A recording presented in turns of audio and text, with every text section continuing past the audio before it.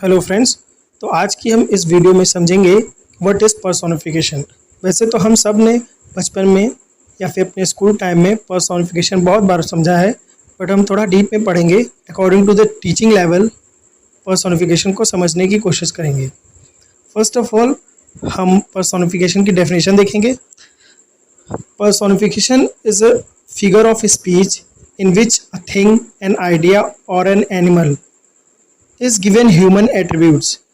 The non-human objects are portrayed in such a way that we feel they have the ability to act like human beings. तो इसका ये मतलब है कि personification जो है वो एक फिगर ऑफ स्पीच है जिसमें हम किसी चीज़ या किसी आइडिया या फिर किसी एनिमल को हम ह्यूमन एट्रीब्यूट देते हैं। ह्यूमन एट्रीब्यूट मतलब ह्यूमन क्वालिटीज़। जब हम ह्यूमन क्वालिटीज़ उसके लिए यूज़ करते हैं तो वो पर्सोनिफिकेशन कहलाता है। The non human objects are portrayed in such a way that we feel they have ability to act like human beings.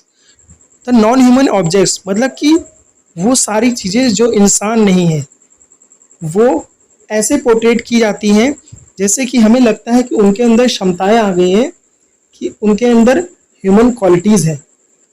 ठीक है, तो इसका सिंपल सा ये मीनिंग है कि जब कोई भी चीज़ या किसी आइडिया या किसी एनिमल को हम ह्यूमन क्वालिटी देते हैं तो वो पर्सोनिफिकेशन कहलाता है।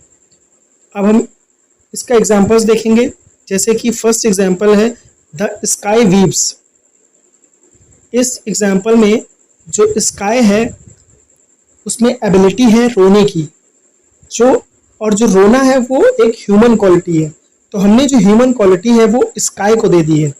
तो इसमें जो स्काई होगा उसे हम कह सकते हैं कि ये पर्सोनिफाइड है। सेकेंड एग्जांपल देखेंगे, look at my car, she is a beautiful isn't she. देखो मेरी कार को, ये कितनी खूबसूरत है कि नहीं।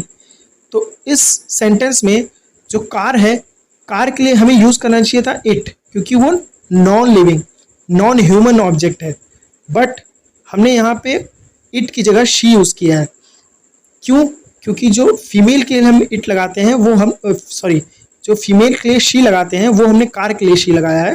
तो इसका ये मतलब है कि हमने इसे ह्यूमन एट्रीब्यूट मतलब कि ह्यूमन क्वालिटी दी है। तो इसलिए जो हमारा यहाँ पे कार होगी वो पर्सोनिफिकेशन के लिए यूज़ होगी।